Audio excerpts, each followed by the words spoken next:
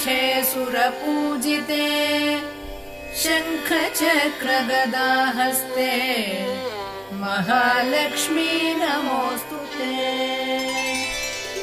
नमस्ते गरुडारूढे डोलासुरभयङ्करी सर्वपापहरे देवी महालक्ष्मी नमोऽस्तुते। सर्वज्ञे सर्ववरदे सर्वदुष्टभयङ्करी सर्वदुःखहरे देवी महालक्ष्मी नमोऽस्तुते।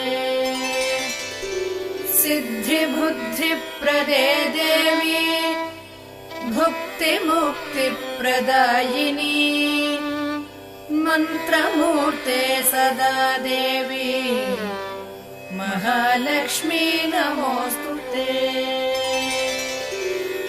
आद्यन्तरहिते देवी आदिशक्ति महेश्वरी योगज्ञे योगसम्भूते महालक्ष्मी नमोऽस्तुते। स्थूलसूक्ष्ममहारौद्रे महाशक्ति महोदरे महापापहरे देवी महालक्ष्मी नमोऽस्तुते।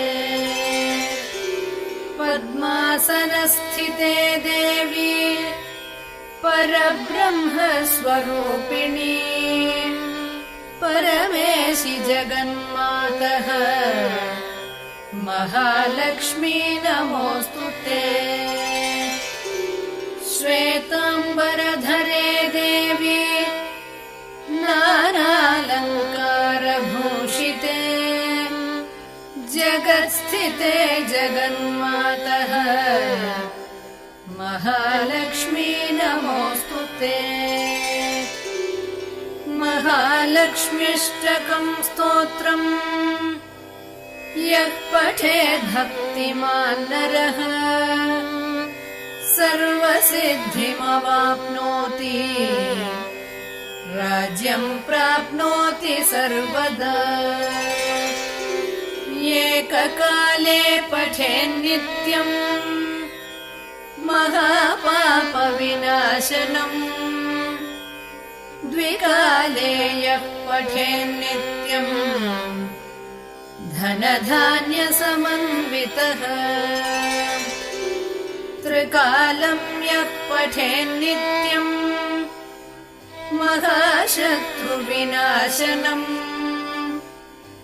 महालक्ष्मीर्भवेन्नित्यम् प्रसन्ना वरदा शुभा।